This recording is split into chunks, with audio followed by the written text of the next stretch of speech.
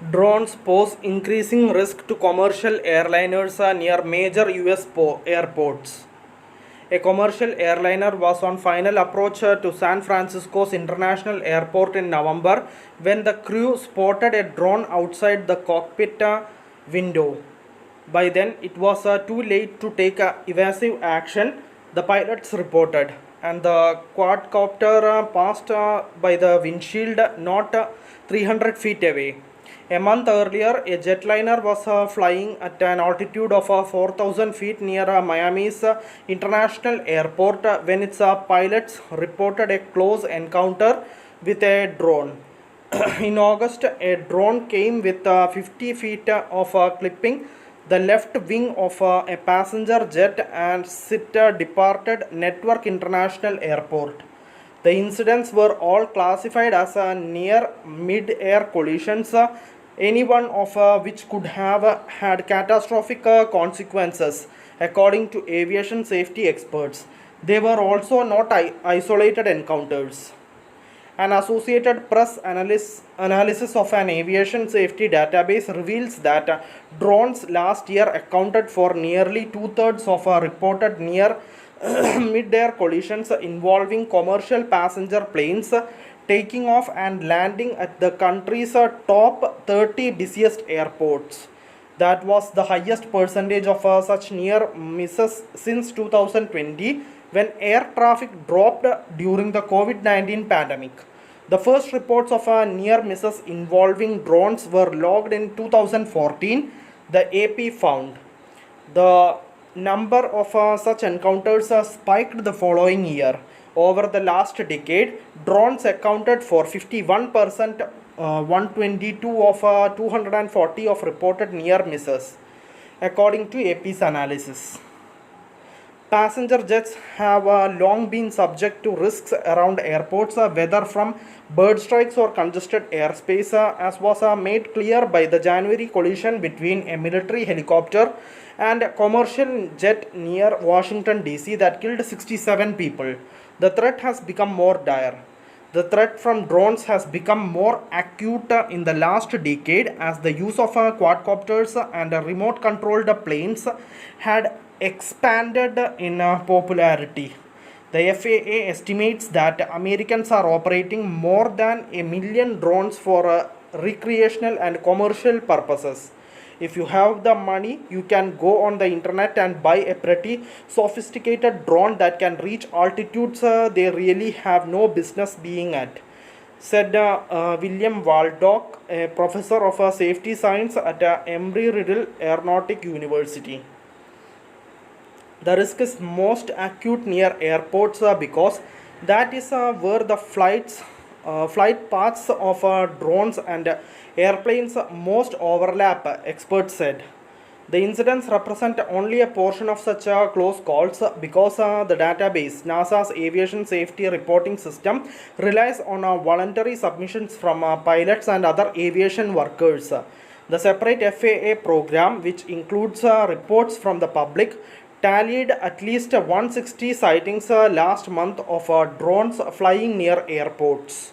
The FAA recognizes that urgency, and we all know additional changes need to be made to allow the airports to go out and detect and mitigate where necessary, said Hannah Tack, Executive Director of the partnership known as Alliance for System Safety of UAS through Research Excellence.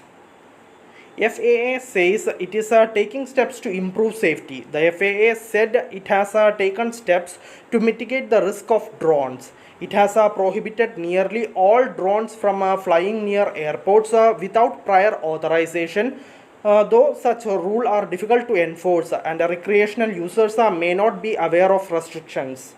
The agency requires registrations for drones weighing more than 250 grams, that is 0.55 pounds, and such drones are required to carry a radio transponder that identifies the drone's owner and broadcasts its position to help avert collisions. Additional rules govern commercial drone use. The agency has also been testing systems to detect and counter drones near airports. airports. Among the methods are being examined using radio signals to jam drones or force them to land. Authorities are also weighing whether to deploy high powered microwaves or laser beams to disable the machines. Experts say the FAA and other authorities could do more. They suggested creating a system similar to speed cameras on roadways that could capture a drone's transponder code and send its pilot a ticket in the mail. They also said the FAA should consider regulations that require all manufacturers to program a drone's GPS unit to prevent it from flying near airports and other sensitive areas, a method called geofencing. Drone manufacturer ends mandatory geofencing. DJI, a leading drone maker, used such a geofencing restrictions for years. However, it eliminated the feature in January, replacing it with an alert to drone pilots when they approach restricted areas. Adam Welch, head of global policy at DJI, said managing requests from authorized users to temporarily disable the geofencing became an increasingly time-consuming task. More than 1 million such requests were processed last year. We had around the clock service, but the number of applications coming in were becoming really hard to handle, Welch said. They all had to be reviewed individually, with no other manufacturers enabling geofencing and without government rules requiring it. DJI decided to end the practice, he said. The FAA declined to say if it is considering whether to mandate geofencing. Drone users can face consequences. Experts said authorities should take more aggressive action to hold drone users accountable for violating restricted airspace to highlight the problem and deter others from breaking the rules, pointing to recent arrests that they hoped might send such a message. In December, for example, Boston police arrested two men who operated a drone that flew dangerously close to Logan International Airport. Police reported that they were able to find the drone flyers in part by tracking the aircraft thanks to its FAA mandated transponder signal.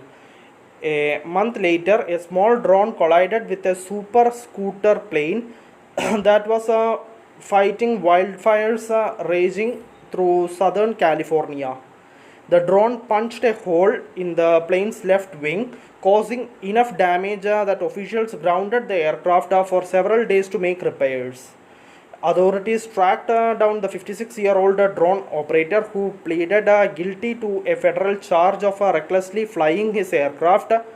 The man, who has yet to be sentenced, admitted he launched his DJI quadcopter to observe fire damage over the Pacific Palisades neighborhood. Despite the FAA having restricted drone flying in the area, according to court reports, the operator lost sight of the drone after it flew about 1.5 miles where he had launched it, and that's when it struck the super scooter. Thank you for listening. Thank you for watching. Thank you everyone. Bye.